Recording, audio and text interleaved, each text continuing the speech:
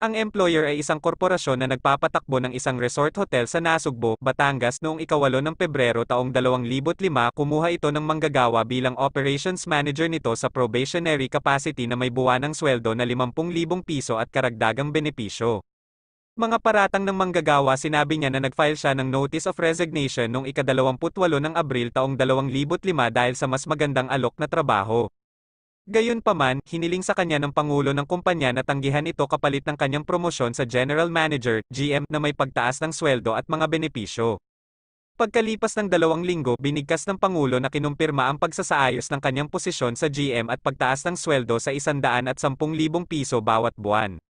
Noong ika-8 ng Hulyo taong 2005, inirekomenda ng manggagawa sa Human Resources Division (HRD) Office ang regularisasyon ng ilang probationary employees sa Engineering Department na tinanggihan. Sa halip, iniutos ng Pangulo sa HRD Office na ilipat ang mga probationary employees sa isang manpower agency nang walang pagbawas sa posisyon o sweldo. Kinwestiyon ng manggagawa ang direktiba na ito at iginiit na ito ay labag sa batas. Nagdulot umano ito ng galit ng Pangulo.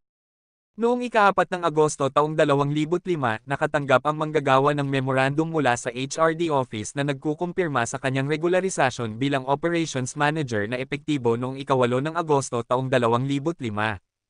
Napansin niya na ang kanyang posisyon ay hindi bilang GM at agad na tinawagan ang Pangulo na nagsabing titingnan niya ang usapin. Noong ika-9 ng Marso taong 2006, nagulat ang manggagawa nang kumuha ang kumpanya ng isang French national bilang pangkalahatang GM. Saglit lang siyang nakipagpulong kay GM ngunit kinailangan niyang mag-sick leave kinabukasan hanggang ika-21 ng Marso taong 2006 upang sumailalim sa paggamot para sa kanyang hyperthyroidism. Sa kanyang pagbabalik sa trabaho noong ika-22 ng Marso taong 2006, ang manggagawa ay ipinakilala ng kanyang accounting clerk sa isa pang bagong hinirang na Group Human Resources (HR) Manager. Sa kanyang hindi paniniwala, hindi na siya kasama sa organisasyon. Noong ika-23 ng Marso taong 2006, nalaman niyang nagtayo na si GM ng sarili niyang opisina sa lobby premises.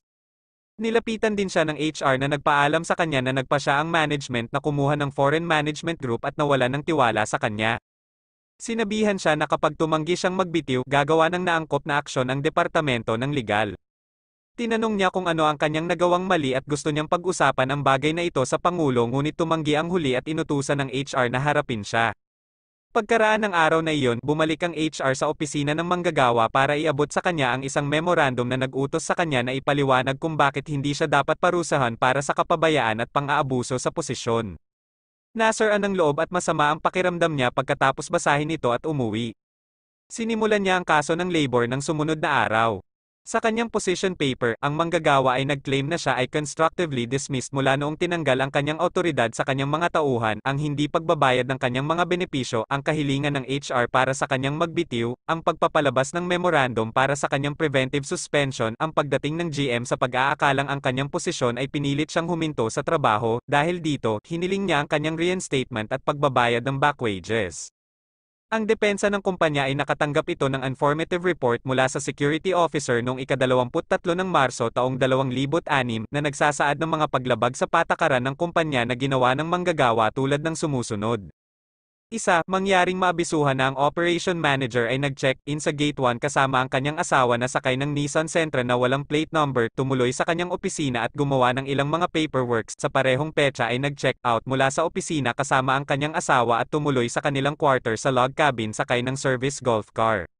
Dalawa, kinabukasan, nagulat ang operation manager sa kanyang opisina kasama ang kanyang asawa kumain ng pagkain sa kanyang opisina. Nakita rin ng mga empleyado na ang kanyang asawa ay naninigarilyo sa loob ng opisina, parehong mga gawain sa paggawa ng trabaho sa opisina na may kaugnayan sa pamamahala ng operasyon.